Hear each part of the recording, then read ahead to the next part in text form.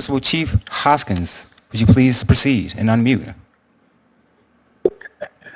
Well, I thank the committee. I thank Chairman Schatz, Chairperson Murkowski, and of course the staff for their time and attention to this issue. I'm Chuck Hoskin Jr., Principal Chief of the Cherokee Nation. It's my honor to serve as Chief of the Cherokee Nation, the largest tribe in the United States.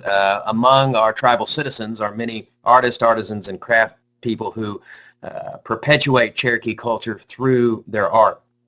I applaud the desire to strengthen the Indian Arts and Crafts Act. It's an important law, and it's one that we must regularly examine in order to protect Native American artists and to protect consumers. It is a truth in advertising law, and it is one that is important for the country. I cannot, however, support the Artist Act in its current form because it fails to address what federally recognized tribes and artists from federally recognized tribes have long called for, which is the inclusion of state-recognized tribes. Now, the current statute defines Indian and Indian tribes far too broadly. It extends protections to members of state-recognized tribes. I want to be plain, I want to be clear. State-recognized tribes are not Indian tribes, and a member of one of these organizations are not Indian tribes, are not citizens of Indian nations. So the most important change that Congress can make and should make in the next iteration of the Indian Arts and Crafts Act is to narrow the definition of Indian and Indian tribes so that it ensures that works are only covered if they are produced by members of federally recognized tribes. You must be a member of a federally recognized tribe to be an Indian within the meaning of the Act. And that, of course, is based on the tribe's inherent sovereignty to determine its citizenship.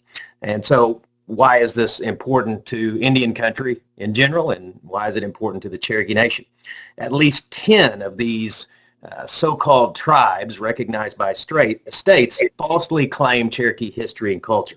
So under the current law, under the current Indian Arts and Crafts Act, members of these fraudulent groups, none of whom have a legitimate claim to Cherokee culture, may produce and sell art and call these works Cherokee. So we have wonderful artists in the Cherokee Nation, and I can imagine one of our great Cherokee national treasures producing art that is something time-honored, handed down from generation to generation, frankly from generations that were at times suppressed in terms of our ability to create and find a marketplace for our art, sitting alongside one of these fake tribes in a gallery or shop. It's wrong, but the federal law gives a blanketed protection around those fake tribes that are competing with the actual Cherokee tribes. There are, by the way, 3 federally recognized Cherokee tribes, the Cherokee Nation and 2 bands, the Eastern Band of Cherokee Indians in North Carolina and the Oklahoma-based United Keetoowah Band of Cherokee Indians. Only citizens of these tribes can produce Cherokee arts and crafts.